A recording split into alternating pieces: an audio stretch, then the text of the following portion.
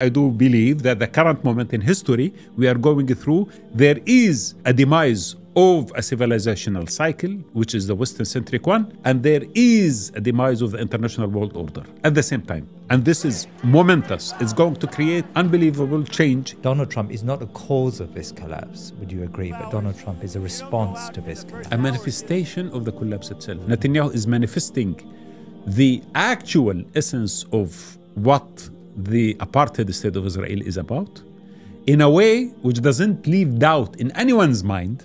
Our guest this week is Wadah Khanfar, the former Director General of Al Jazeera and now head of the Sharq Forum, who was recognized by Foreign Policy magazine in 2011 as one of the world's top 100 thinkers. Wadah argues that despite the bleak period we are in, the world is undergoing a seismic shift in global order, and Muslims must stop being mere spectators and begin actively shaping this new system. Post-October the 7th, the world looked pretty bleak. This current structure will always produce the same problems that you are facing now. But there is another way. The other way is integration. They don't understand the concept of collective. We have a collective. We are more connected than they think. Wadah Khanfar, Assalamu alaikum wa rahmatullah, and welcome back to The Thinking Muslim. Wa alaikum assalam wa rahmatullah. Thank you for having me. Well, Jazakallah khair. I'm really looking forward to today's conversation. I think we met a year and a half ago where we spoke about the emerging world order. And I really want to build upon that great conversation that we had. It was post-October the 7th, and subhanAllah, the world looked pretty bleak. It seems to me, based on what we discussed, that we're not only moving into a new era, an emerging world order is developing, but also it seems like that the Trump presidency is an accelerant to a different type of order, and I want to explore that today. I want to explore whether the US term of globalism, this period of globalism, is now over. We talked last time about how Gaza exposed the hollowness of this international rules-based order. I want to explore how that transpires in the real world. But also, of course, Netanyahu has created a schism across the region, has conducted multiple wars and bombing campaigns. How does that impact what we understand to be Muslim world autonomy? So there's a lot to have a conversation about today. I've been reading your book, The Last Spring, which I think, I'm not sure if you would describe it like this, but it seems to me that it's an expression or an understanding of the seerah from a geopolitical perspective. And I've really enjoyed some of the connections you're making. And that's probably where I want to start today. 1450 odd years ago, Allah subhanahu wa ta'ala, in the most bleakest moment in Mecca, where the Quraysh were subjecting the Muslim community to all sorts of persecution, Allah subhanahu wa ta'ala sends a message about international politics and world ordering to the Prophet sallallahu alaihi wasallam and the Sahaba.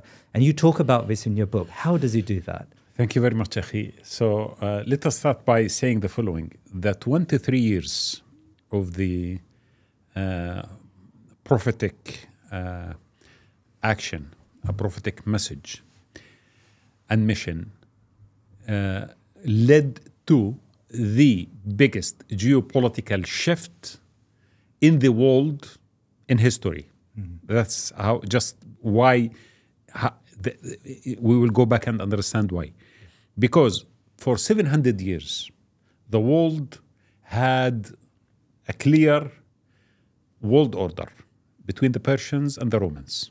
Now, the Romans in many variations, and the Persians also in many empires. But basically, these are the two major powers that control the international system. A bipolar system. A bipolar system, which did not allow much to evolve. Now, this bipolar system was coming to its end. Why? Not because the Romans were weak or the Persians were weak, but because the civilizational cycle came to an end. Yeah. And this is important to notice. And I will link it now with the current reality. Now, what does it mean? Now, any empire, it should have moral standards. Yeah. It should have values, principles, in order to justify its presence and in order to be able to connect the citizens together with the sovereignty of the entity itself or the empire itself. I do believe that the Persian Empire was losing all of the above mentioned for many reasons. I don't think we have the time to go through it. And the Roman Empire was losing. So the cycle of civilization has been exhausted totally. The values, the ideals, the spiritual manifestations in both religions from one side and the other, actually we're going through a huge crisis. This is number one. Second, the order itself between the two states or two entities, two empires, has consumed the energy of both of them. Right. So we have an end of a civilizational cycle and we have a demise of a world order at the same time. And this doesn't happen every day in history. Yeah. It happens only in few moments in history, and I do believe that the current moment in history we are going through resembles that, because there is a demise of a civilizational cycle, which is the Western-centric one, and there is a demise of the international world order at the same time. And this is momentous. It's going to create unbelievable change in everything we know about ourselves and the world. So, Allah subhanahu wa ta'ala, when He revealed the Quran to the Prophet, it was 610 AD. For now, if you go to Mecca, Mecca is a very, very small town. It has no significance in the world order as far as power is concerned. I don't think that the Persians or the Romans did really bother about what's happening in Mecca because it is on the fringe, very far from. They might have heard about it, but it doesn't really matter for any one of them. But what happened when the Prophet ﷺ it was 8 years after the beginning of the world order or the world war. The international war started 602 between the Persians and the Romans. They have been fighting in every front, not only in Anatolia. They have been fighting in Northern Africa. They have been fighting in Armenia, in Anatolia, in Persia, in the Levant. In the year 614, the Persians were able to conquer Jerusalem. 614. It means 3 years after Revelation, 3 to 4 years after Revelation. They conquered Jerusalem. Why that was a significant moment in history? Because Jerusalem was for the Byzantine Empire a holy city and the source of legitimacy. Because the Orthodox Church had that legitimacy versus the Catholic Roman, Western Roman Church because of Jerusalem. So now Jerusalem is overtaken by the Persians. Now the Quran reveals to the Prophet ﷺ in Medina, in Mecca, telling him that غُلِبَتُ الروم, the Romans have been defeated. That's fact, في أدنى الأرض, in the closest of land to you. What does that mean? Jerusalem. Closest to Hijaz at that time. And they will be defeated, they will be victorious. It means the Romans will be victorious in بضع سنين. In Arabic, بضع سنين goes up to 9 years. So, what does that mean to the Prophet? It means that the world order, as we have known it for centuries, is collapsing. Now there is a rift, there is a crack. And if there is a crack, I need to be prepared, because in بضع سنين, it means in a few years, I need to be able to participate in shaping or reshaping or establishing the new world order. So it is a message from heaven to the Prophet telling him, be careful. What you are going to do now, from now until the end of this war between the Persians and the Romans, is necessary for you to establish the new order. And therefore, it opened his mind that I need to establish a center of power. I cannot continue to breach the people of Quraysh forever because they are not listening to me. So this is why the Hijrah came later on, and the center of power emerged in Medina. And the center of power started to correct the course of events in Medina in unification and aggregation of power. And then after that, started to project power against the Romans, who were the victorious in the war, not the Persians, which is very amazing, Because normally, if you want to attack first, you attack the Persians because they are weaker. Yeah. The Persians were defeated in the year 627. You know? Yes. And the Prophet did not pick up the Persians to be attacked. He picked up the conquerors, the victorious. And he hit them in Mu'tah, then in Tabuk, and then in the Bi'th Usama, the third one. 3 military expeditions were directed against the Byzantine or the Roman forces, not against the Persian forces. Why?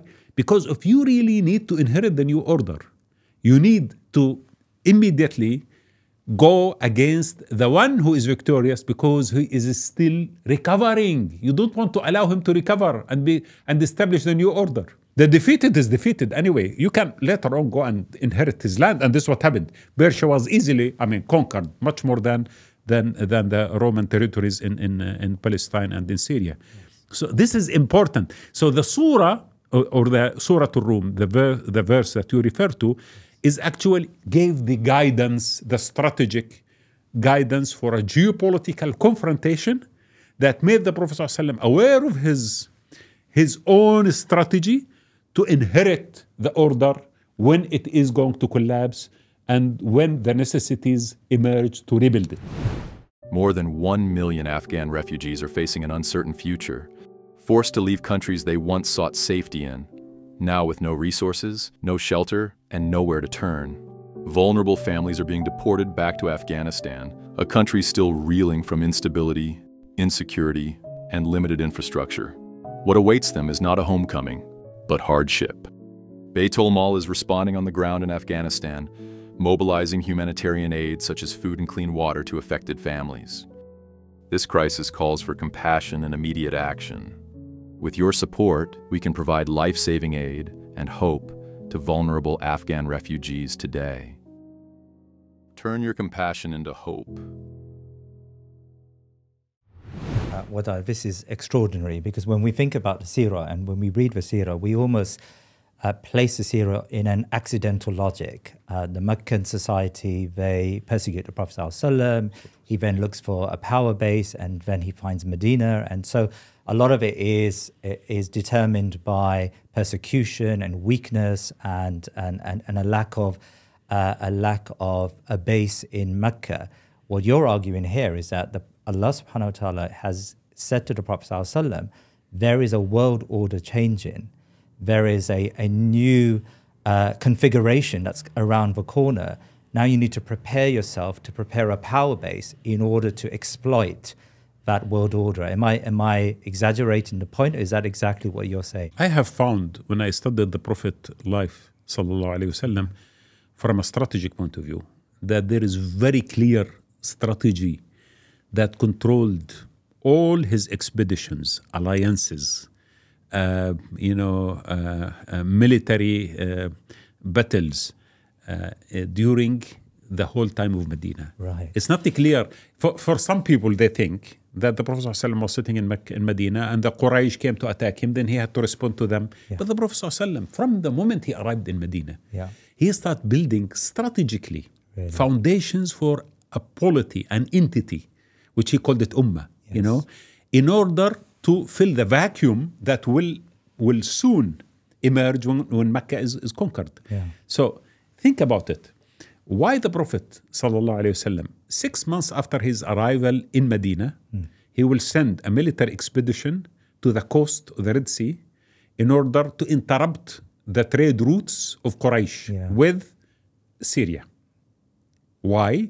Because the Quran told him earlier, and this is again, go back to the guidance. The Quran guidance was very simple, very easy and direct about Quraysh. There is a surah called Quraysh. The surah of Quraysh is telling Muhammad ﷺ, very simple, fact. Yeah. Quraysh has an ilaf. Ilaf, it means an alliance with the tribes. Okay? Now, لِإِلَافِ قُرَيْشٍ إِلَافِهِمْ. He's directing his attention to the treaties that Quraysh has with the tribes on the coast. فَلْيَعْبُدُوا رَبَّ هَذَا الْبَيْتِ. They should worship the Lord of this house. الَّذِي أَطْعَمَهُم مِّن جُوعٍ. Who fed them out of hunger. وَأَمَنَهُم مِّن خَوْفٍ. So, there, أَمَنَهُم مِّن خَوْفٍ gave him security. So, he told him there are two sources of power for Quraysh. First, the alliance that Quraysh has with the tribes, which is the Ilaf. It is like a series of commercial treaties, basically. B, the house, the Kaaba. These are the two pillars of strength. The Prophet ﷺ, up to Al-Khandaq, the 5th year of Hijrah, he attacked the first pillar, which is a trade. And he attacked the treaties that they have with the tribes. The 4 tribes on the coast, towards Arabia, towards Syria, between Mecca and Syria, the Prophet, all of them approached them for new treaties. So he established Ilaf al-Medina, which means the alliance of Medina, versus the alliance of Mecca with the same tribes. Okay, so this is number one. And he interrupted their trade. Right. Second, after Al-Khandaq, he also targeted the other pillar of strength, which is the custodianship of Al-Kaaba, by going to Al-Hudaybiyah and telling them, listen, I'm coming for Umrah. Would you allow me or not? If they allow him, then they recognize him as a power and force, which they don't want to do. If they refuse, it means they are going to break one of the most sacred elements of their custodianship of Mecca. Because when they took over Mecca, the promise that we will take care of the Kaaba, but the Kaaba is free for everyone to come and visit. So if you banned him, then the other tribes, they will say, no, what are you talking about? This is for everyone. How can you ban anyone to come for Hajj or Umrah? If you allow him, you are putting him into a status where he is a force. Many tribes coming together, which has never happened in Arabia. So they were stuck. He put them in that position. And then he offered them the solution. Not only he offered them the dilemma, but he also offered them the solution. He said, listen, why don't we make a treaty? So the Treaty of Al-Hudaybiyah was a maneuver by the Prophet ﷺ in order to make Quraysh aware of the fact that he is now a center of power. He is not just any other entity they can deal with, not any other tribe or other group of people. So this is strategic. I see the elements of it. I see the implementation of it, but the source of it is from Quran. Yes. But the implementation, it was amazing. This is why I love what the Prophet did. Yes. In all his alliances, it was very strategic. It was very consistent. It has a thread that you can see it always. Yes. So it is not something that we can really just brush as coincidental or something just happened because of reaction, that the Prophet got angry because Quraysh attacked him and he had to attack Quraysh. No, I mean, he had a very clear strategy. On the other side, Quraysh had no strategy. Quraysh had only one stupid strategy, which is called security. Attack, get angry, fight. And he will drive them into the fight. So when people say Badr happened because Quraysh attacked the Prophet ﷺ in Medina, but they don't tell you that the Prophet ﷺ wanted them to come. Because before that, he attacked all their caravans going to Syria. Yeah. And that's very smart strategically. You ask your enemy to come forward, and then after that, you hit him hard. And then Badr was a major battle. Why? Because it was the first manifestation of a new center of power.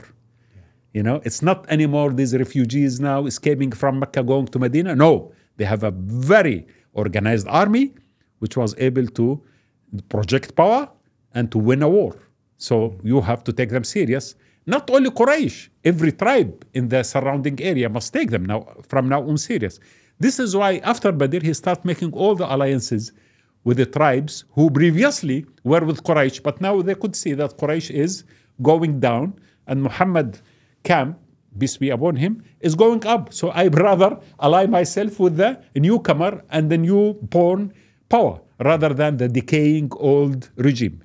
Yes, this is really interesting. I do want to talk about the contemporary world order in a second, because I think that's your point. Your point is that we can make a very clear comparison with the moment of the revelation and this emerging change of the world order and today's situation where the world order is changing. So I want to understand that. But just to indulge you a little bit more with the seerah and the conversation about the Prophet ﷺ. So I've heard from you before that you argue that the Ummah, the idea of Ummah, community or Muslim Ummah, was really established when a power base was established in Medina. So prior to Medina, there was no concept of an ummah. So I've heard you say that ummah is a geopolitical association that is connected to power. Power is at its root. Explain that concept of an ummah, because I think a lot of people will find that a little bit alien, because ummah for us is a spiritual connection with Muslims around the world. Why do you emphasize the geopolitical context of ummah? So let us take the roots of the word ummah, how it appeared in our lexicon. Yeah. Ummah, the first usage of the concept of ummah was in the Charter of Medina, in the first year or the first few months of arrival of the Prophet ﷺ to Medina, after Hijrah. Right. So when he arrived, I was searching, what did he call that entity? You know, some people say the city of Medina, the state of Medina, I don't know, what is it? Yeah. The Prophet didn't use the word state. Really? No, he didn't say dawla, or mamlaka, or empire. Yes. He used the word ummah. Really? He said that the people who have signed this constitution, because the constitution of Medina, which is the charter, the people who have signed this constitution are one ummah. Okay, so the alliance here is between Muslims and non-Muslims and people who are citizens of the state of Medina, which he did not call a state. And I think that word ummah is the actual description of that entity that was created by the Prophet ﷺ himself. That is important. Later on, after he passed away, the Sahaba did not also call it state. They call it khilafah, because they said khilafah, a simple word, it means the succession of the Prophet ﷺ. It means we are succeeding what the Prophet has established. Right. And the concept of ummah became the DNA of that political entity.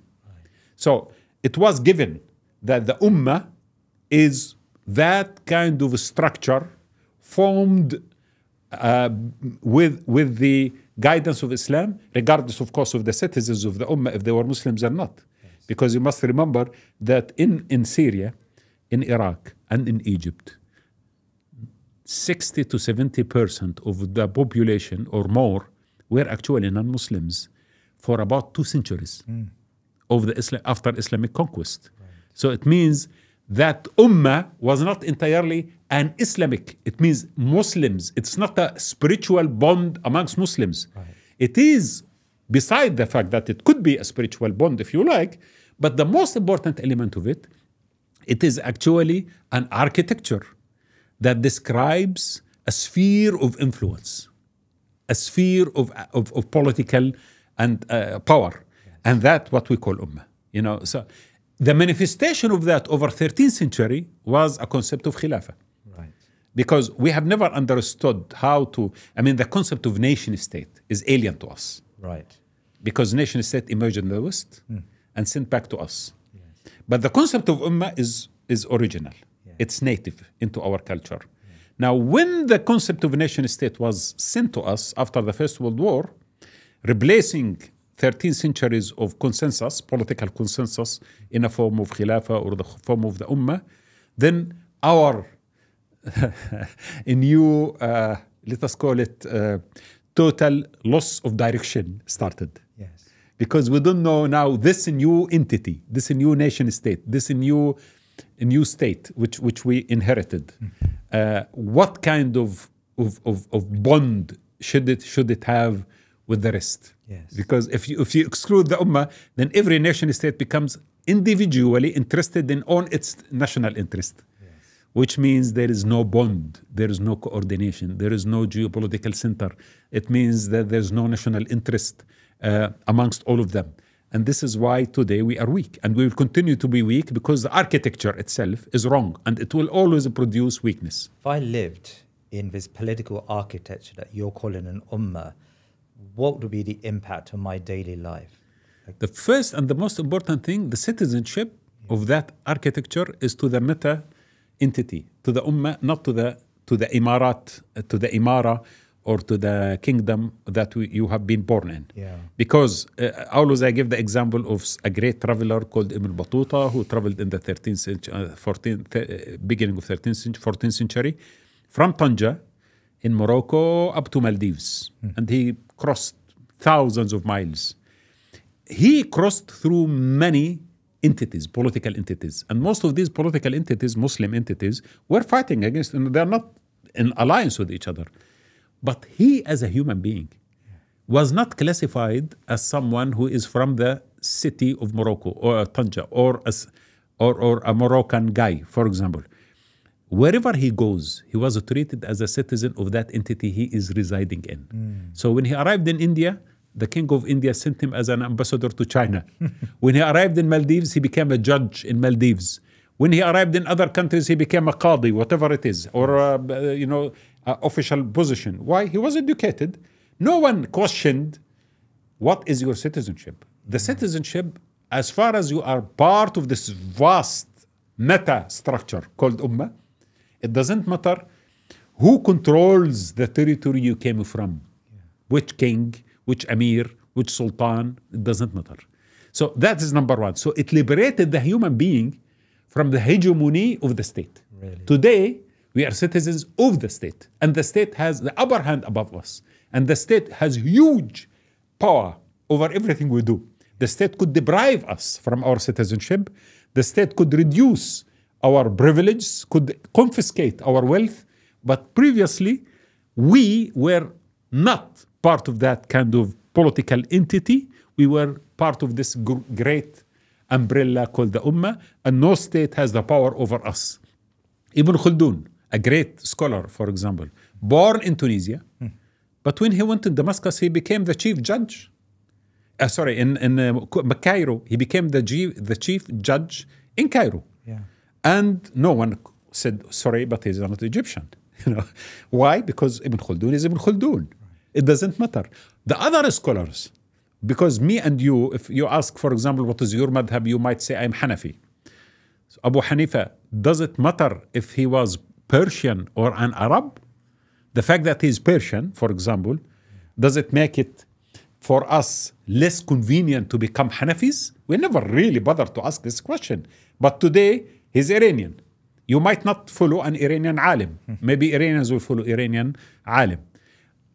Al-Bukhari came from Uzbekistan, but he's not Uzbek. I don't even, if I did not read about where he was born, I don't really bother where he was born. He's not an Uzbek today within the national concept of Uzbek nationalism. He is a grand muhaddith for every one of us to embrace and to learn from. So we deprived ourselves from a reservoir of huge cultural, philosophical, and religious knowledge when we start dividing ourselves, and then the allegiance of our scholars, the allegiance of our intellectuals, the political elite, and human citizens to the state, rather than to this vast metastructure. Wadah, I've had speakers on guests on my show, and I've challenged them and asked them to talk about the bleak period we're living in at the moment. And many of them respond by saying, well, we've always had ups and downs. We've had a Mongol invasion. We've had crusaders. We've had political problems. We've had lands that have been taken away from the Muslim world, and we always come back. Do you see any tangible difference between the period we're living in now and these ebbs and flows within the Muslim Ummah of the past? Massive. There is no comparison. Really? Of course. Let me just go back to the examples you mentioned. Yeah. So when we had that structure, which I call the Ummah, in a geopolitical sense, now, let us say the Crusaders. The Crusaders came and they conquered territories in Syria and in Palestine. Okay, within that period, we had two major states dividing power in the Islamic world: the Abbasids in Baghdad and the Fatimites in Cairo. Both of them are fighting against each other. They don't like each other. The Fatimites thought at the beginning, this is a great opportunity for us to weaken the Abbasids. But later on, when they really saw what the Crusaders are intending to do in that region, they actually invited the Abbasids, or the Seljuqis, of course, Nur ad-Din Zinki, and after that, Salah ad-Din al-Ayyubi, to reside in Cairo, to handle the political system in Cairo, and then to establish a unity between two entities that in politics they were very diverse. Even in madhab they were very diverse, because the Fatimites were Ismailis and the Seljuqis, as you know, are Sunnis. And they put everything aside and they united together and they attacked the Crusaders and they kicked them out. So the recovery of every crisis, including the Mughals, when they conquered Baghdad and they took over and they made a huge genocide in the Islamic world, massive genocide. Like millions of people lost their lives during the Mughals. Actually, they were defeated, not by the Abbasi Khilafah, which was brought down, by the Mamlukis in Cairo. So the concept of Ummah created a sense of urgency when it comes to invaders from outside, and a sense of unification and unity when it comes to defending the sphere of geopolitics called Ummah. So this is why we did that. Now, with the current reality, we have nation states. Like, for example, if something happened in Palestine, any state in the region would say, okay, no, we are very sad for what's happening. We don't like it. But what can we do about it? I am going to put the interest of my state above the interest of everyone else. So this kind of fragmentation and partition basically, made this concept of collective security disappear. And everyone start to... Now, okay, if you are Jordanian or Lebanese or Syrian or Egyptian, the first thing you are going to think about is the national security of Jordan or Lebanon or Egypt. Then after that, you might think of some... Now, this collective concept of security is eroding for the sake of a fragmented concept driven by a state. And of course, the concept of nation state, by the way, I argue, is not easily, describing the current states in the Arab world. Because a concept of nation state, if you take a nation, let us say Germany, Germans nation, French are nation, and they have their own state, they call it nation state. Yeah. But if you take the Arab world, 23 states, you cannot call each one of them a nation state. Because the Arabs are a nation, but they are divided into 23 states, for example. So this is an issue. Iran is a nation state, no doubt about it. Turkey is a nation state.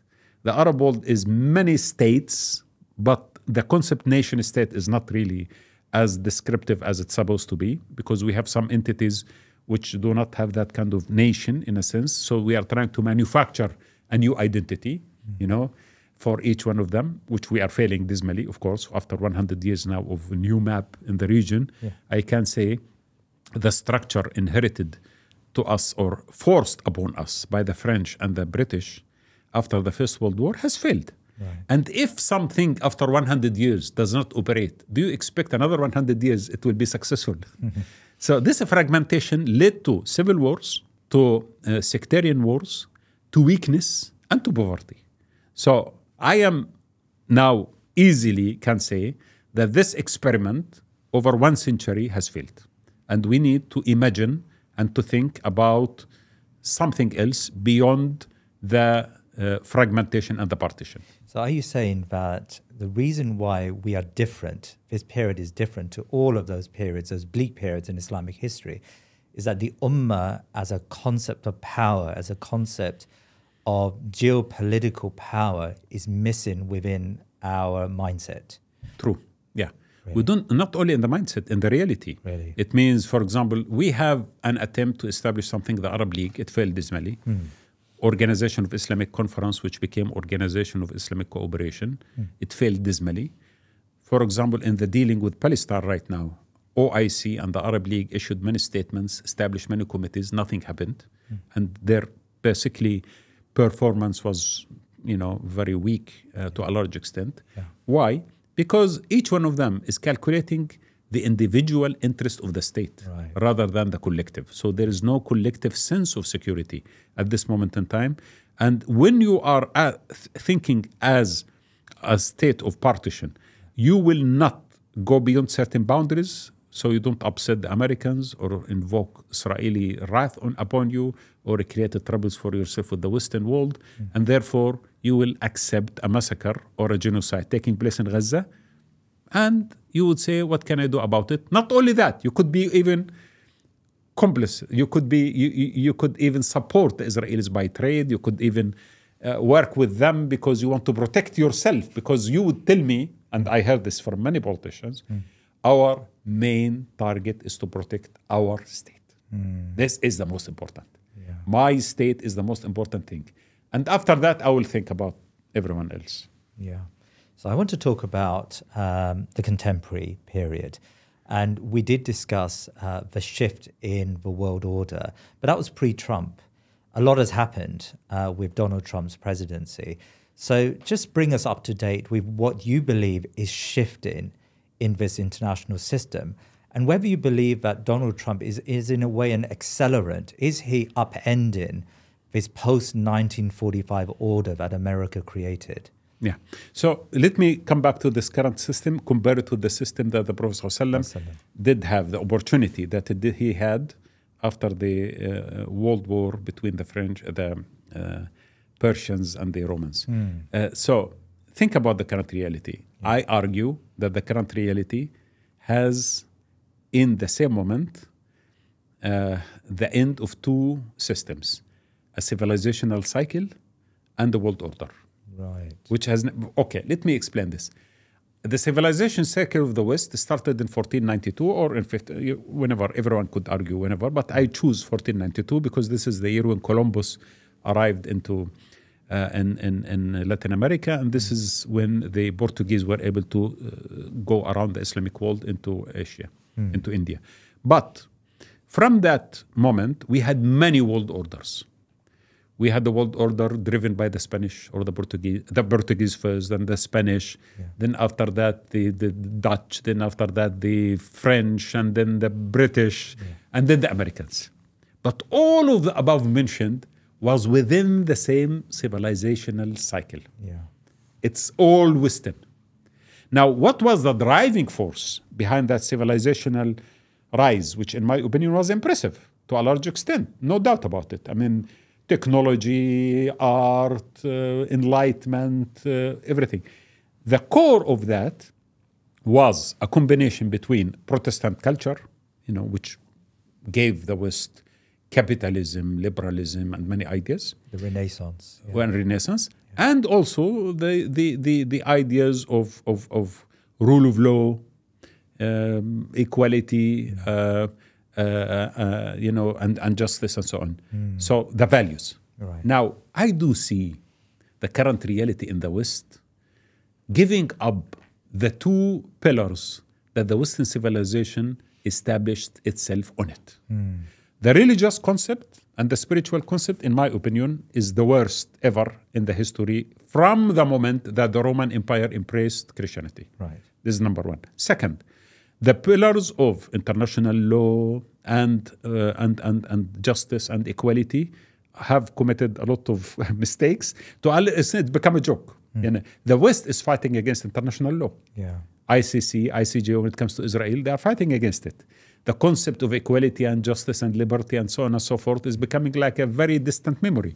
Yeah. So when your values evaporate, it means your civilization itself is very deeply sick. So this is number one. Now, the world orders within the civilization were many. So the cycle of a civilization could take 300 years. But the cycle of the world order could take 30, 40, 50 years. So we have the First World War. We have a world order after the First World War. Another world order after the Second World War. We call it the Cold War.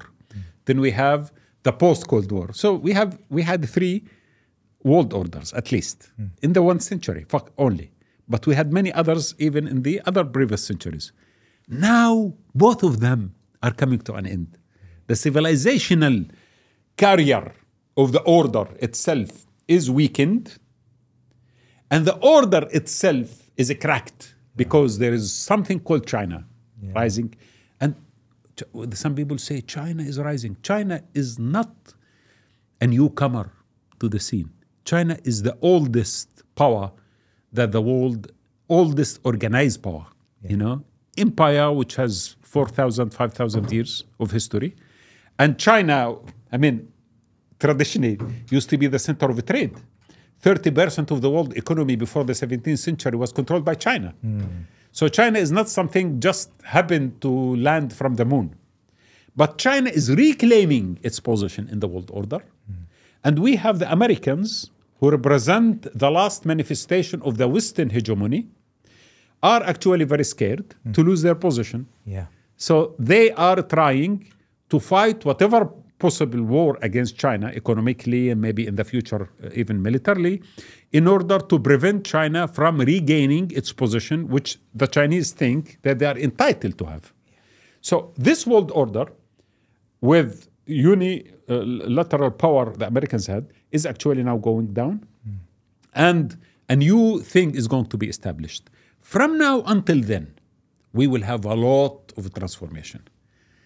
From a civilization point of view, the ideals, the values, the culture, the law, the international law is going to be debated, argued about, new ideas should be presented because the previous ones are becoming irrelevant.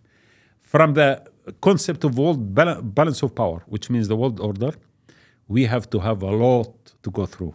Yes. Because if you think about what America is doing now, America is supposed to be the most powerful entity in the world, with the most amazing army that the humanity has ever seen, the Homo sapiens ever seen in their life.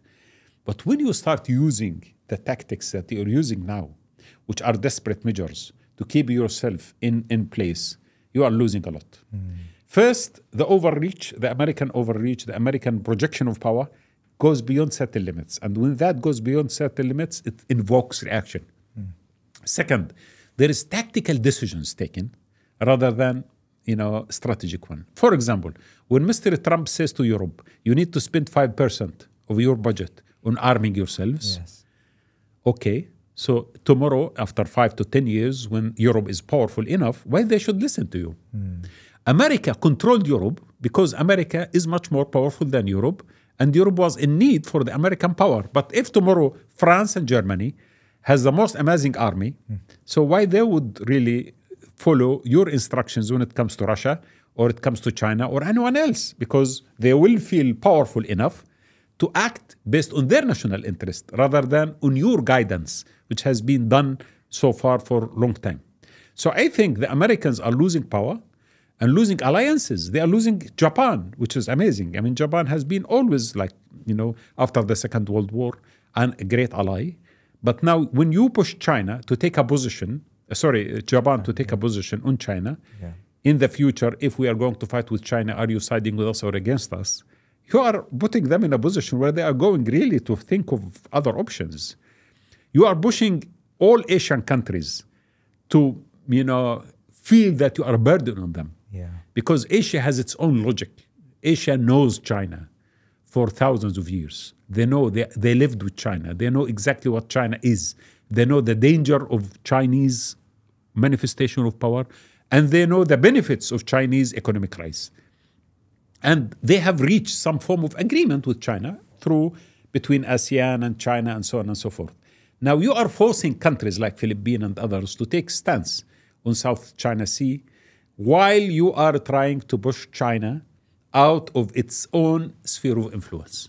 So imagine, if you tomorrow, China start establishing an island opposite to New York, 70 kilometers from New York, and put its own power there. Will America be tolerant to that? Americans were not tolerant to the Soviet Union to send the missiles to Cuba. Yes. And that put the world on a fringe of a nuclear war.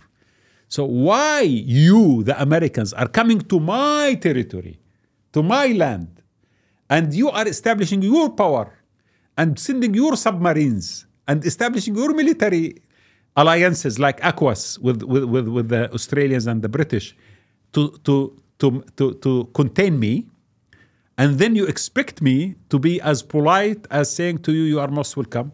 I am going to give up my sovereignty for the sake of you being happy.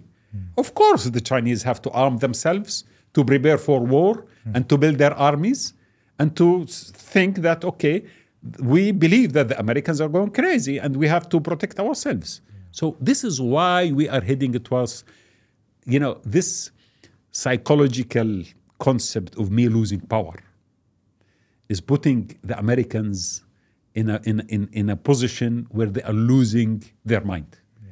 And they are going in a way where they elected Trump, the number one. And second, they are implementing policies which are not at least for many people, understood as a mechanism of stabilization, mechanism of disturbance, unpredictability, and chaos. And this is not a behavior of the biggest state in the world. This is a behavior of someone who is gone psychologically destabilized. So I find this really interesting. So your argument is there's a dual collapse. It's not just a collapse of an international system, it's a collapse of a civilizational order. And that very rarely happens where you have this sort of a conflation of two major collapses in the world. So in that sense, Donald Trump is not the cause of this collapse, would you agree? But Donald Trump is a response to this collapse. A manifestation of the collapse itself. Really? Imagine one day, if you think about America, think about Roosevelt. Yes. Think about Eisenhower. Yeah. Think about Kennedy. Yeah. These are, people who now distant memory. Yes. Think about the political elite in the West. Think about Churchill and the current Prime Minister. Yeah. Think about de Gaulle and the current president in France. So the political elite right now in the West is the weakest in generations. Yeah.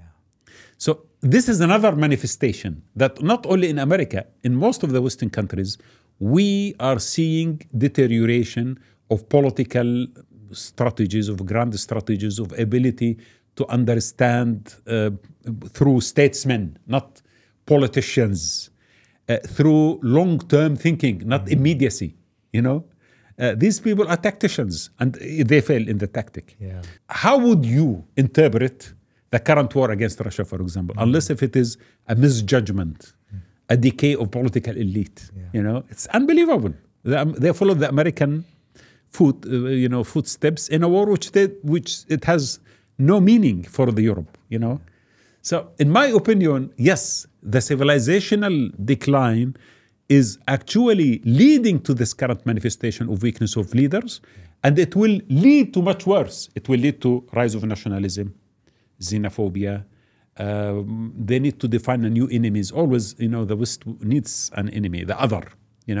Sometimes the Muslims could be the others. Sometimes others, Hispanics or whatever it is. So this civilizational cycle will continue to produce crises, not solutions. So if you think that tomorrow after Trump everything is going to be peaceful and America will regain, I don't think so. Yeah. Whoever is coming after Trump, he might do things which definitely going to lead to deterioration of the world order until a new world order is established, a new balance of power is born. Can you talk to this trend of Make America Great Again, the America Firsters? How does that feed into this dual logic, this dual decline? There is a tendency now in America to resile from the world. There is this tension between the globalists, the neoconservatives, the liberal interventionists on the one hand, and the MAGA individuals, the supporters of an America First policy. How does that feed into your conversation here? So the hegemon, the first hegemon is America, and any hegemon in the world doesn't want to compromise their post for someone else. Yeah. So the other hegemon is China, is trying to come up. Russia, of course, which is very far from that, but eventually Russia is there. So now the liberals, or let us call them the Democrats and the Republicans in America, they have one goal, which is to contain China and to stop the rise of China and to sustain the American presence. Yeah. The manifestation during Biden administration was very clear. It was China, because Biden also went economically, the economic war, during Biden, it was very clear against China. Yeah. Now, Trump came. The way Trump is manifesting that same strategy is in a very populist way, right? Which would make America great again, make all this big fuss but the essence of the policy, the essence of the strategy is one. Yeah. So, in my opinion, the state in America has decided its course of events. And the way that Trump is doing it, because he has his own style, but he is not going beyond the strategic direction that the state itself has decided before Trump. But the manifestation was much more diplomatic, maybe. Yeah. Now it is much more blunt. And this is the same happening in Israel, by the way, by Netanyahu. Netanyahu is manifesting the actual essence of what the apartheid state of Israel is about in a way which doesn't leave doubt in anyone's mind about how evil the apartheid state is. Before, they would have been telling us in a very diplomatic way, we are the only democratic state in an ocean of dictatorships. We are the country which is seeking peace and establishing economic order in the region for everyone to be happy. All these kind of themes now are distant memories because we see bluntly what kind of crimes and genocides Israel could do and going unleashed to hit everyone. So this is the spirit of an age. This is what I want to say. What we are seeing in America and Israel is basically the same. That there is a fear that because you should remember that Israel is a creation of the world order that we are living in. It was created after the Second World War, the rise of the West as a dominant force and the rise of the Americans, and it was supported and kept strong because of the American interference up to the last war with Iran, where if the Americans did not support, it would have been impossible for them to continue with ammunition and with intelligence and so on. So if the world order is shifting, would you feel comfortable as an Israeli to think that you are going to be secure? So also you are losing, canvas. You are going beyond rationality, conventional wisdom, let us call it, if there used to be, conventional or deceptive mechanisms, into much more blunt, much more, clear manifestation of power, which will invoke, the most supporters of Israel will feel embarrassed about what Israel is doing. So this is the logic of time, the logic of the transformation in the order itself.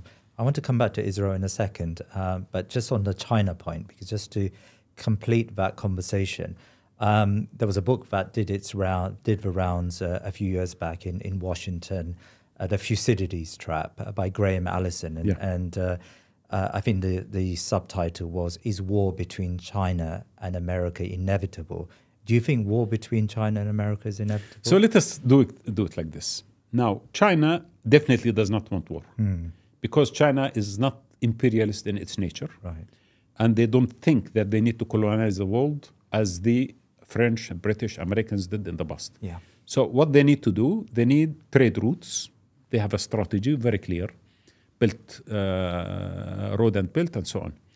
Now, what the Americans are doing, the Americans are trying to interrupt the system by putting tariffs on every country and judging everyone based on their relationship with China, trying to reduce the amount of China's production to the world and trade with America. And then, much worse than that, they are playing a very dangerous game on Taiwan. Now, for the Americans, Taiwan is a card. Yes. But for the Chinese, Taiwan is something which cannot be negotiated. I'm not speaking about Xi Jinping and the current Chinese administration. I'm talking about every leader that became the leader of China since Mao Zedong until today. They put Taiwan as the most important element in their foreign policy. They don't think about it as a negotiating position. Now, on Taiwan story, the Americans are trying their best to, day after another, increase their cooperation with Taiwan. They have their own interest, maybe, with this, nanotechnology and so on. It's fine. But I don't think that's it. I don't think because of the companies of microchips that America is only trying to keep Taiwan. I think they are using it against China as a negotiating leverage, or maybe even in the future, a sort of security threat against China. So beside that, they are using the islands in Japanese, some of the Japanese islands. They are putting their nuclear submarines. They are putting their weapons in Korea, South Korea. So they are developing an alliance between South Korea and Japan in order to sit together, which is very rare to happen because historically they are rivals.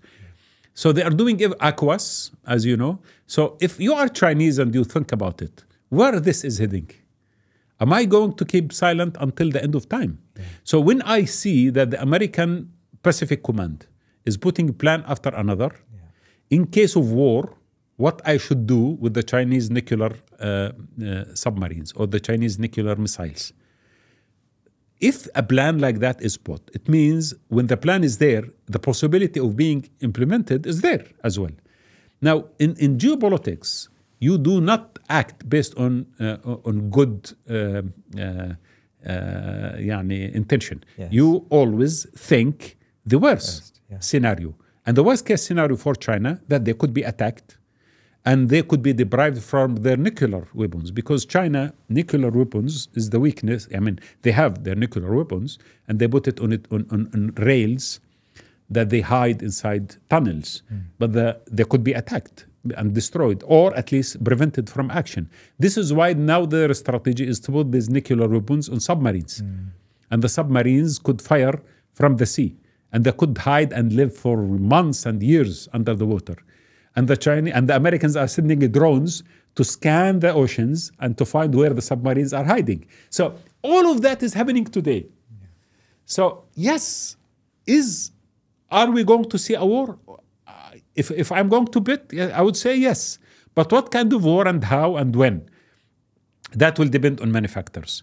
The Americans might think that if we keep China moving as it is until it is officially armed properly, and China, by the way, is arming itself very quick, and they are excellent in manufacturing their own,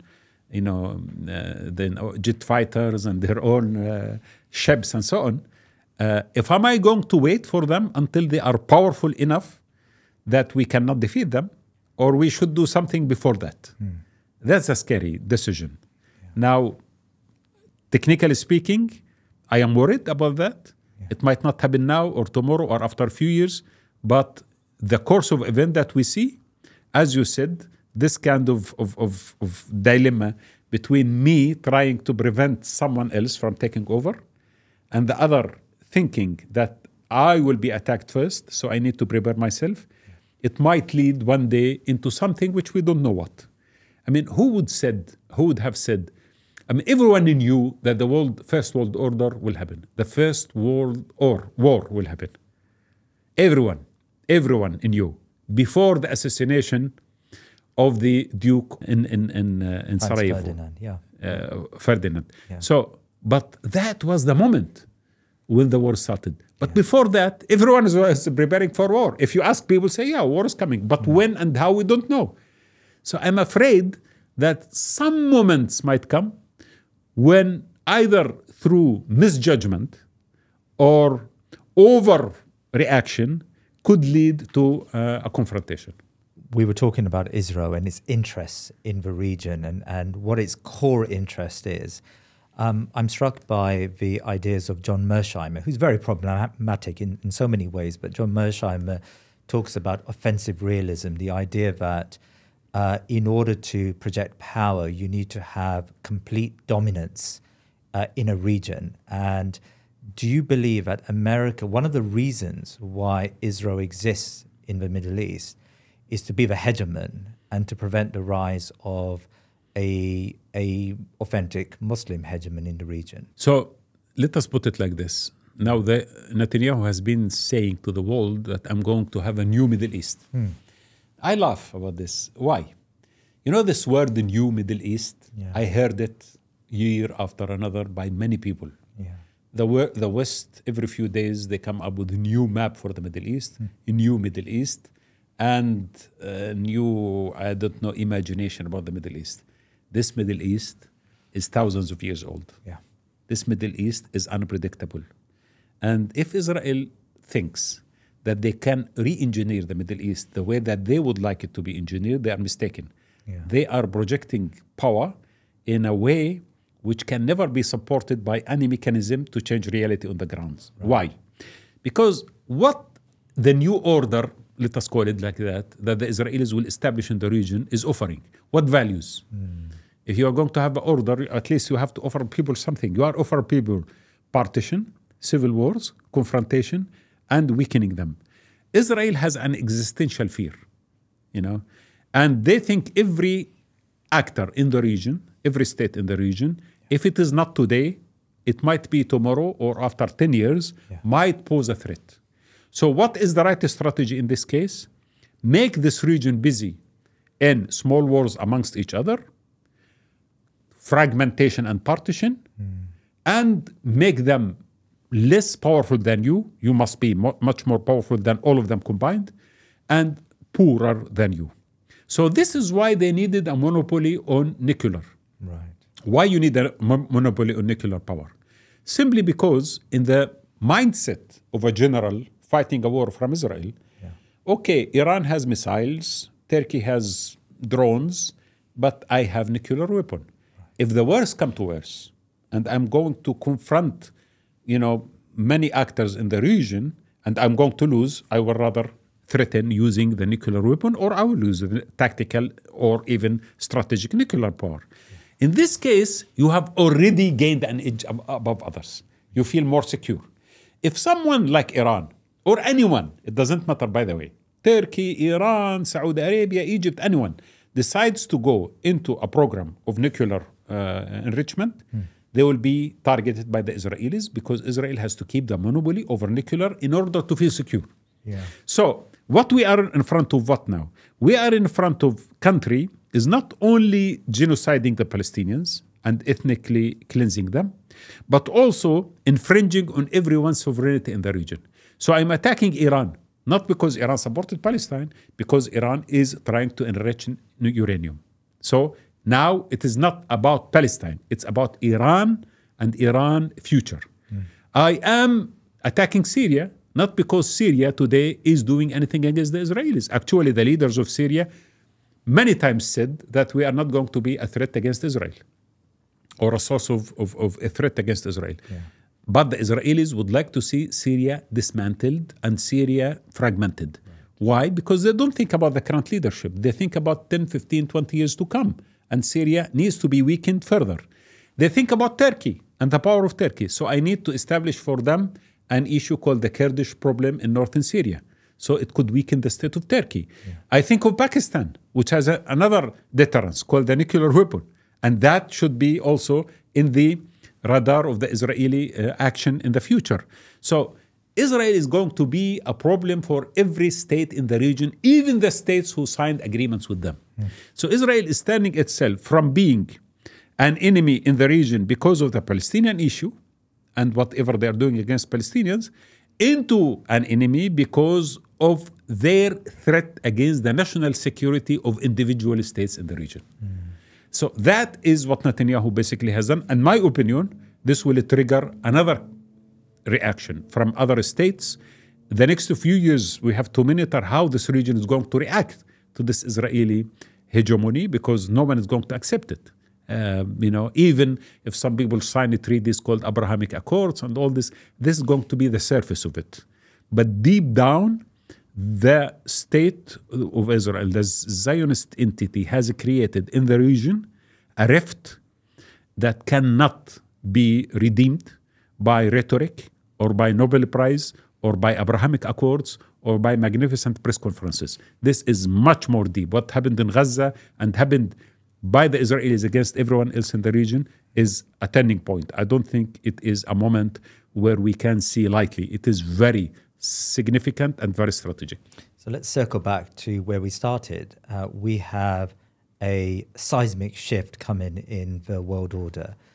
We have a regional hegemon, or at least a hegemon, a country that wants to be a regional hegemon as in Israel, that is now without any cover.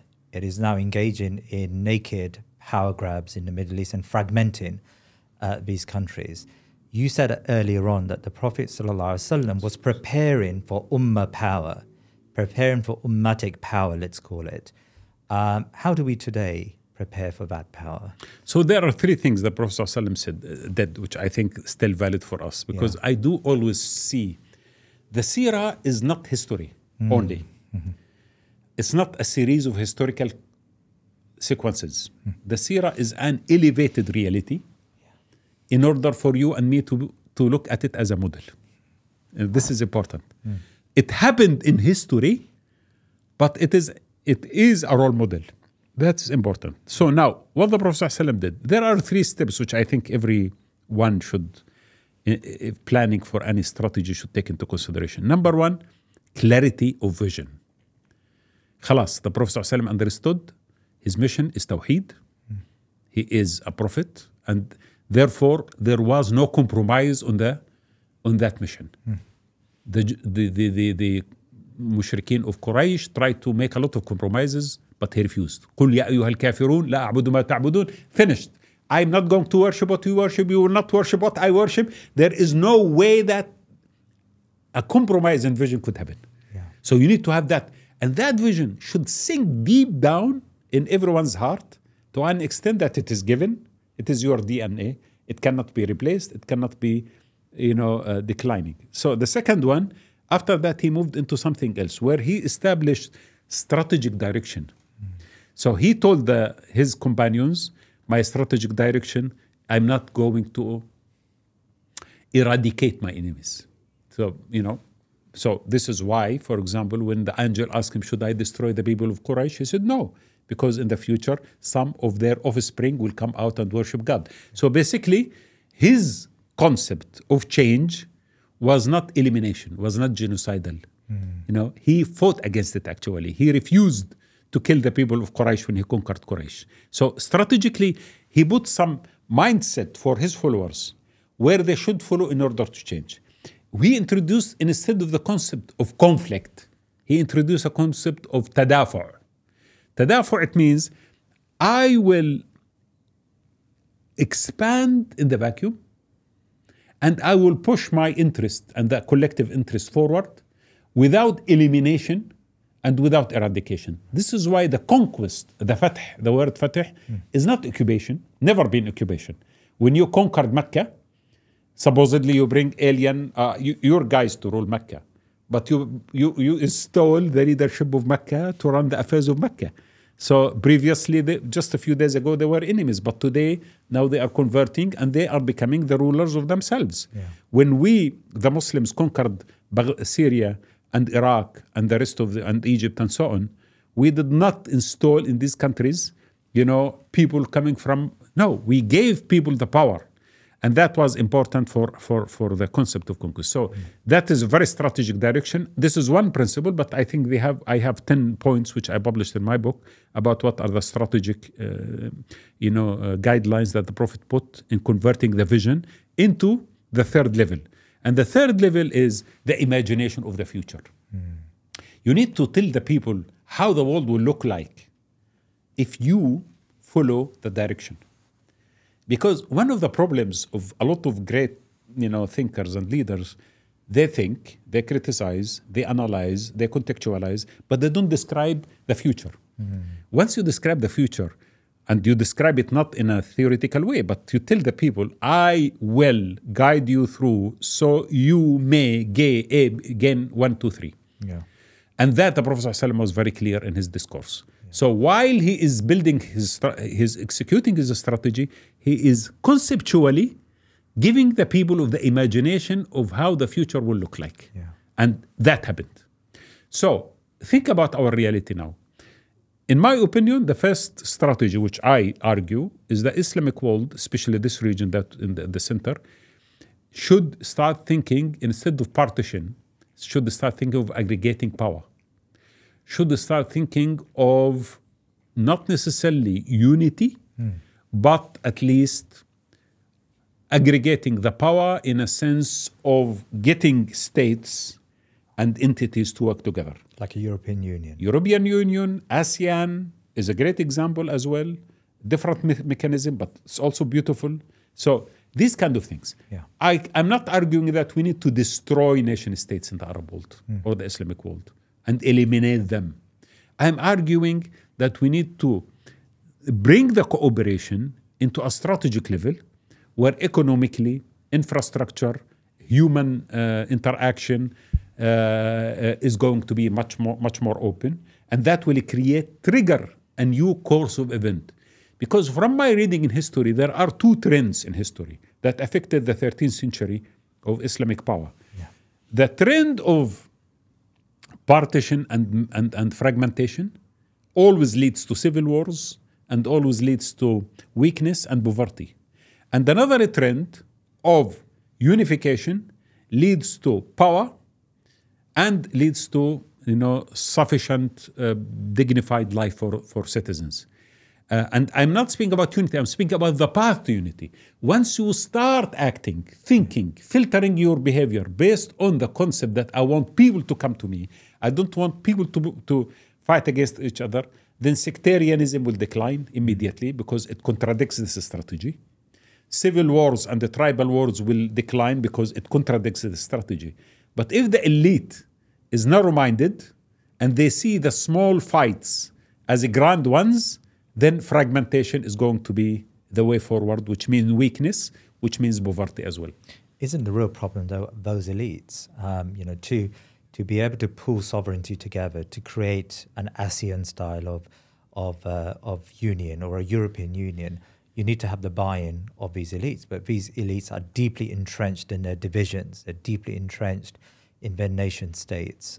They follow the American line in a way by pursuing a policy of conflict and fragmentation. Isn't there a problem with this idea, with this blueprint, as long as these elites remain as they are? This is why we need not to trust the elite, political elite, on the future. Really? I think the future is much more important for us to give politicians the upper hand in it. What we should do, the forces of the society, like intellectuals, the intelligentsia, the civil society groups, people who are active in various levels of social and cultural and political communities, they should start imagining that kind of future and start putting ideas. Why? These are substate actors. Because a moment will come when we are running out of option, but a new alternative. And then if we are ready, we put the new alternative on the table. But if the moment comes and we are not ready for it, we don't have the concept. The only concept we have is division. Then eventually we recreate our troubles and regenerate a new cycle of weakness. So what I am arguing right now, think about the European Union. You spoke about division. There is no continent in the world that was more divided than Europe. They were the source of every international war that humanity has ever known. They have killed each other. Millions of people died because of the wars. Who would have thought in 1942, for example, that a day will come when the Germans and the French could live wherever they like in both countries and enjoy, transportation and economy and same currency and so on and so forth. But a moment in history came when there was need for a new paradigm shift, and an elite, some people, Marshall Agreement, Marshall Plan, and many others, introduce a new concept, and then they embrace it. Come to ASEAN. Again, these countries are very diverse. I mean, you have Singapore, which is the most rich in this region, but small, tiny, doesn't have the muscles to defend itself. And you have, on the other side, Indonesia, of 200 million and a huge entity and so on and so forth. And very little. I mean, you can't say that they are equal to each other in size or in weight or even in interest. But a moment came in history where there was a need for people to come together because of the Cold War, because of many other issues in the past. And then people came together and they found it extremely useful because they can trade and they can secure themselves as well and resolve conflicts. Myanmar was a major issue, for example. ASEAN now is trying to resolve the conflict in Myanmar. And then now they find themselves in need for each other more because of China. Why? Because the rise of China, definitely it's a great opportunity economically, but also is a great threat for Asian countries. So if you are Singapore and you see China rising, would you feel very secure? Alone? No. Because you love China, but you love China to be, moderate, not huge. Now, but if I am part of an ASEAN, I feel at least more confident because I have with me an alliance of states who will be establishing consensus on certain matters. If there is a confrontation in South China Sea, instead of individual states standing against China, there is an ASEAN kind of thinking collectively to address this matter and to negotiate with China how to resolve it. So it became useful for everyone. Right. What I'm saying in our region, for example, right now we are not going through any of the above mentioned phases. So we are still in the fragmentation phase, in the fighting against each other phase, in the sectarian confrontation phase. But slowly we will discover that all this will lead us to destruction and weakness. And we need a new paradigm shift. Maybe not the current political elite, maybe a new political elite that might emerge. So when we are ready and put proposals forward and say, this is how economy could work collectively. This is how our security cooperation could secure the region. This is how transportation of humans and goods could establish a new reality above sectarianism and tribalism, then yes, that plan becomes relevant to that moment. I'm struggling to understand one thing. I mean, ASEAN, European Union, these are state projects. The state is at the center of ceding power to these organizations. You said something quite profound, I think, earlier on, where you said that if the elites are not going to shift, then substate actors get involved in this unification. You didn't use the word unification, aggregation of power. How does that look? How do substate actors cross borders and connect to one another in the Muslim world? So let us say there is a lot of intellectual discussion should happen now, now, simply. Yeah. I do believe that the concept of nation state, as I describe it, has created a lot of irrelevance to our history. Yeah. In fact, the nation state in the region, in our Middle East region, for example, and most of the Islamic countries, was basically a departure from the normal progress of course of events. For example, when a state like Turkey is born, it did not inherit the Ottoman Empire. No. While take Britain. Britain lost 99% of its territories when the empire collapsed.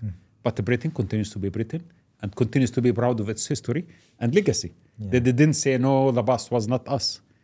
France is France. Germany is Germany.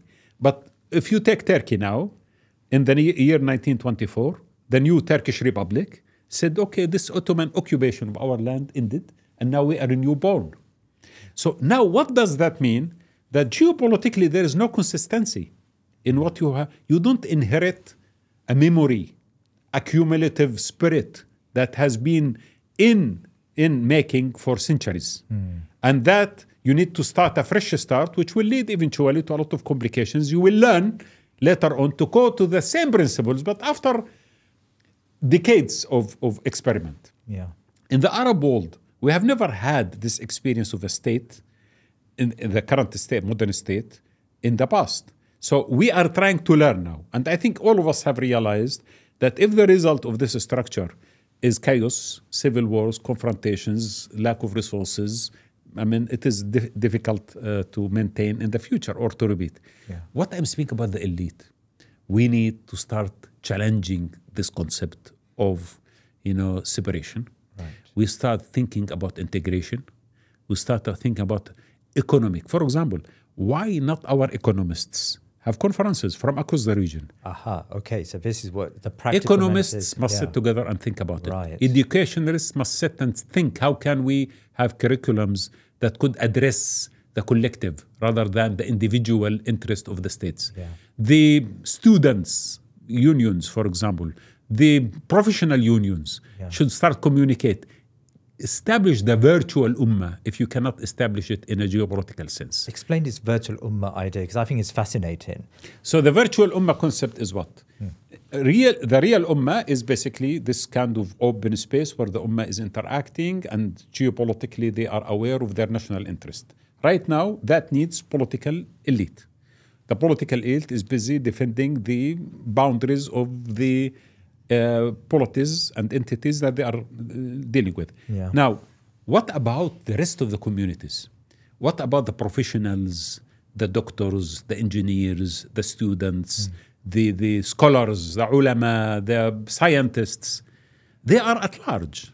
Yeah. And they could start establishing layers of cooperation. So I would like to see scientists sitting together, having conferences and meetings and networking amongst each other for new projects and ideas. And the same for every sector in the society.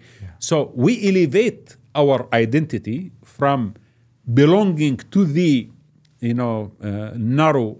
narrowness of nationalism or the narrowness of belonging to a state into a wider, bigger network with a purpose of empowering the Ummah in a sense. So this is how we prepare for the future. Because even if I tomorrow or you become a president of a state, most likely we will again repeat the same sins, because even our population has been accustomed to the concept that we are proud of our entity and we don't want to sacrifice sovereignty for the sake of others. Do you think there is an appetite for this level of transnational connection between the Ummah? There is an urgent need that needs to be expressed in a form of appetite. The appetite will follow. It means, so far, most of us know that our reality is bad.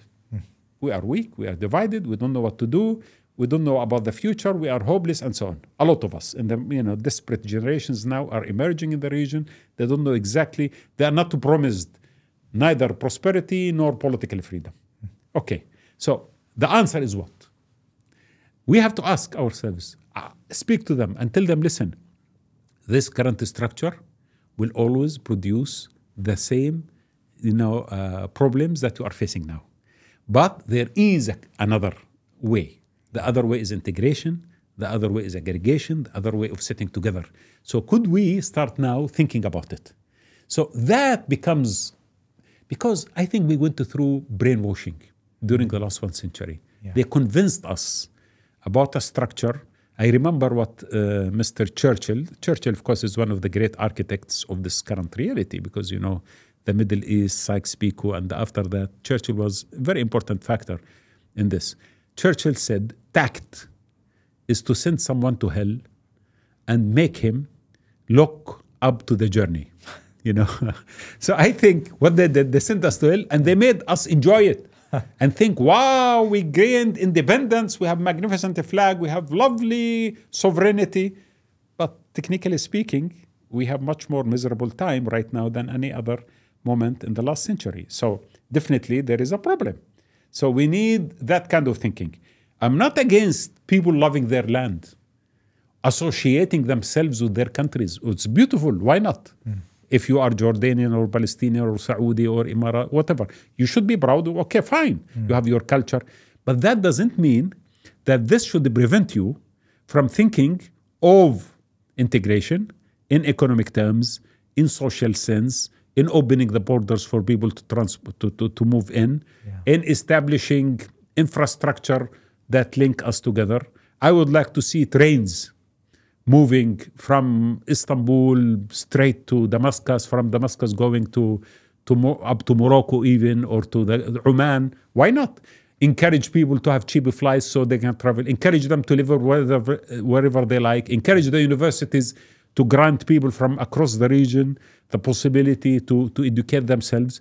This kind of infrastructure will trigger a new process, and then we will all benefit from it. Then, if you are Kurdish, you don't need to insist on having a Kurdish state. If everyone has a nation state, the Kurds say, okay, we need our own state. But if you are living in this vast sphere of interaction, and you are enjoying the benefits like everyone else without boundaries, there is no reason for the Amazigh or the Kurds or the Arabs or whoever to start thinking of national terms.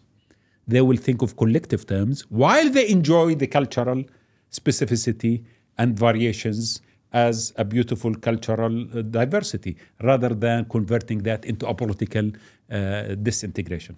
Wadah, I have two final questions for you. With all that you've said, the appetite for connection beyond your national boundaries, has Gaza become a catalyst for that? Do you think Gaza has changed the Muslim Ummah? I think if we are going after years to come from now, to think about what happened in Gaza, we will definitely use it as the moment of a transformation. Really? For the Islamic world, because now, you should, unfortunately, the West do not understand the Islamic world. Why? The West paradigm of thinking is based on individualism. Yes. Our software is different totally. So they don't understand it. They don't understand China as well. Most of the East. I mean, for the Western mind, this is too complicated to understand. They sometimes misunderstand or mistake silence for acceptance, which is not true. Our Ummah sometimes keeps silent. Our nation keeps silent. But the manifestation of reaction might be late, but it's going to be very powerful. Brilliant. We have seen this everywhere, They mistake the fact that we have leaders who try to, compromise for the sake of their own, for their own comfort or their own legitimacy with the West, with the fact that these leaders do not represent the will of the nations, Yeah. So they will be surprised. And always they're surprised. Why they hate us? Why they go against us? Why they did this to us? They don't understand three things in us. They don't understand first the concept of collective. We have a collective. We are more connected than they think. Yeah. Even if we are divided for the last century, but still we feel the pain of the people of Gaza wherever they are. As if they are next door to us. As if they are our family members. This is one. So the collective is extremely powerful. The second, they don't understand the history. This history is amazing. I always remember the story of Baghdad because I was a reporter when I reported the war in Baghdad in Iraq in the year 2003. And then the general asked me a question. He said, why are they fighting against us? We came here to get rid of Saddam Hussein and establish democracy and establish for them prosperity. I said, they fight against you because you are occupation. And there is something called dignity. And there is history. This Baghdad was occupied by the Mughals. And we know how that is painful in our history. No one will accept invaders, even if they promise him heaven on earth. He said, I acknowledge what you say, but I cannot understand it. And I think he was honest. He from a Western perspective, I don't understand. It's a transaction. I'm getting you money. You need to concede your sovereignty. What's the problem in that? It's a deal. It's a property, like what Trump spoke about Gaza. So they don't understand the historical meaning of things. The third element, spirituality. I think this region is very spiritual. The whole East in general. We are entrenched in spirituality as well. So we have this feeling that, okay, sacrifice is worth it because there is a hereafter as well. There is an element goes beyond material objectivism. There is an element that goes beyond calculations. Spirituality is important. So this triangle explain to me and to you what does it mean to be part of this psychology in this region. But the Americans cannot understand it. This is why they fail always in understanding or predicting or forecasting what's going to happen, and they are surprised, although the signs are very clear. But they are always engulfed in the noise, not in the signs. Can you comment on the role of Western Muslims in this grand plan that you have that we should all be working towards? Often we see ourselves as probably more important in some respects, probably certainly incorrectly, than those in the Muslim world. But Western Muslims do have resources, they have expertise, they have knowledge, they have probably more of ability to network across borders sometimes than those who are stuck under authoritarian governments and authoritarian regimes. How do Western Muslims, in particular American Muslims, who are in the core of this empire, how do they help the Muslim Ummah? So I do believe that the key statement or the key concept or the key strategy that the Muslims in the West in particular should embrace is alliances. Right. I think they should never look as if they are isolated minorities trying to defend their rights only. They need to extend their hand to everyone who defend values. that we share together. Yeah. Values of justice, of equality, of environment, of anything that makes sense within the global scale. The fact that the Western civilization right now is losing momentum, there is a new generation of people emerging, trying to think about alternatives. The Western approach to economy, which is capitalism, has led us to the current huge, crisis between the rich and the poor. Yeah. So we have the values of social justice. We need to share in that global debate and to become part of alliances to correct it. So if you are a Muslim, you need to work with whoever is sharing your values, regardless of his religion or ethnicity, and then you are part of a global alliance. And I think Muslims has a lot to offer, because what we have failed to do, to be honest with each other, we failed to elevate our principles of faith or our religious, narrative from the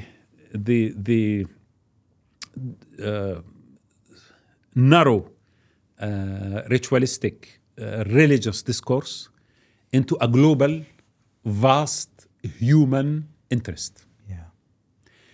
And I think the Christianity did that through the Protestants, and they were able to emancipate certain kind of principles into a much bigger structure called globalism, and later on led to globalism. And all of us embrace it without saying it's a Christian, for example. Muslims need to elevate the principles of economic understanding, political understanding, into a much bigger scale where everyone feels comfortable to join because it is value-centered rather than religiously expressed or religiously. We know it is coming from our religion, inspired by our religion, but it addresses everyone. And this is not rare in our history. This is what happened. Now, you told me about globalization earlier. Dear brother, we started the globalization concept. First, the Prophet was declared for the first time in history that he is the Prophet for humanity, number one. وَمَا أَرْسَلْنَاكَ إِلَّا رَحْمَةً لِلْعَالَمِينَ, a mercy for humanity, number one. So this is number one. Second, we started the concept of globalization during the golden era of Islam. We globalized economy. We globalized culture. We were able to globalize university systems. We established our globalization. But that kind of globalization was value-based. Yeah. It was not based on supremacy of one against another, or colonialism, or accumulation of wealth and centralization of power, like the Western civilization did in Africa and in Asia, when they colonized us and confiscated our wealth. We were able to do that. So globalization is not something new. But what was new, the monopoly over wealth and power by globalized mechanisms, while depriving others from participating in that global debate and discussion. We, the Muslims, for example, when we built our own globalization, we learned from the Buddhists, from the Hindus, from the ancient Greeks. We communicated with the Chinese. We adopted techniques from Africa.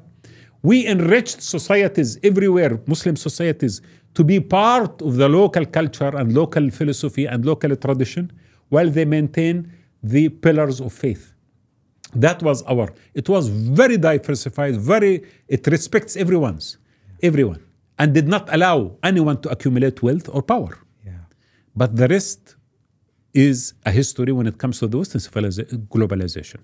So yes, we need to go into that. So we Muslims should start expressing ourselves in these kind of terms, rather than in a religious term or a reactionary term or emotional term, because that does not help.